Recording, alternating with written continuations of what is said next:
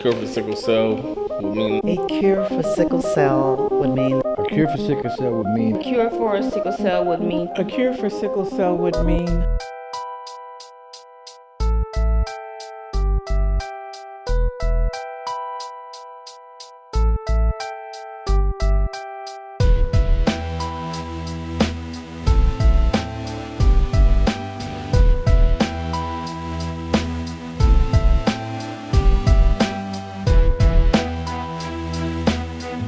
It would mean that my daughter would be out of pain and she would be much happier and she would be able to enjoy life much better. A cure for sickle cell will mean living a life with no boundaries, having no pain. A cure for sickle cell for me would mean freedom to live my life without the restraints and complaints, complications of sickle cell. Freedom from my friends and loved ones who love me and have supported me through this journey. a cure for sickle cell would mean a person can live a more productive life, and the thought of living without chronic pain in and of itself is liberating, and it gives a person hope of living a normal life. A cure for sickle cell would mean, to me, no more pain, no more of my organs dying off, no more complications of my organs. I could have a job, no more medications and transfusions.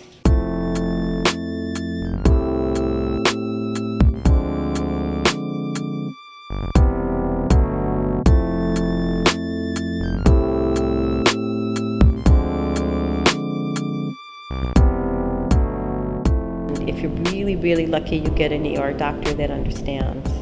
But most of the time you get someone and you're fighting very hard to remain civil and do sort of a teaching thing to this doctor who you believe should be able to just take care of you.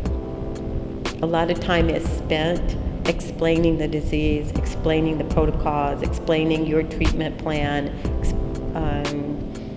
just basically explaining who you are and what you want. And it depends. You can get one nurse that's very understanding and really wants to take care of you, and then the next nurse that comes in looks at you and decides that as the caretaker, you're an enabler, and as a patient, you're a drug addict. And then it just gets really, really tough. Every time we would go to the hospital, we would always have the same problem, unless it was a doctor that already knew her, and they would okay it for her to have it in the emergency. So one time, this was a couple of years ago, I took her to the hospital like 11 o'clock that morning, and they had been giving her 10 milligrams all day.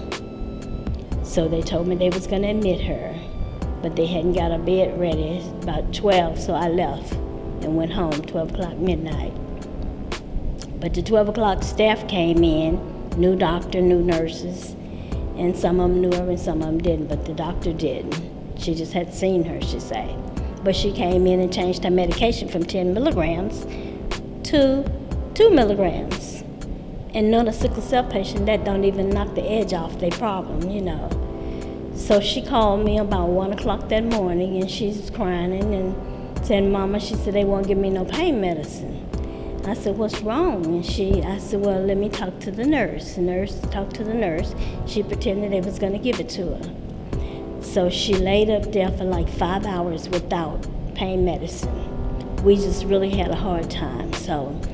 But people need to realize that people that have sickle cell is not just a blood disease. It really does a lot of harm to their body, because her kidneys is bad, her liver is bad. Her body, they told her, is just like an 80-year-old on the inside. She have no organs hardly working good in her body. She have bone on bone, that's why she on a walker. Her back, all the disc is gone out of her back, but we have a lot of faith in God. You know, it just affects our time together, so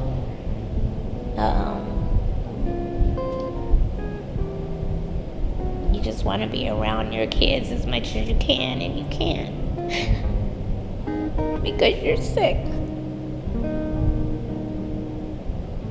or if you're doing something special, you can't do anything and you do get sick. It hurts them because they don't understand why they can't go that day.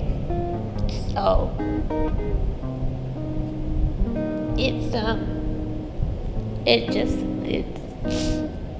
it affects them, you know.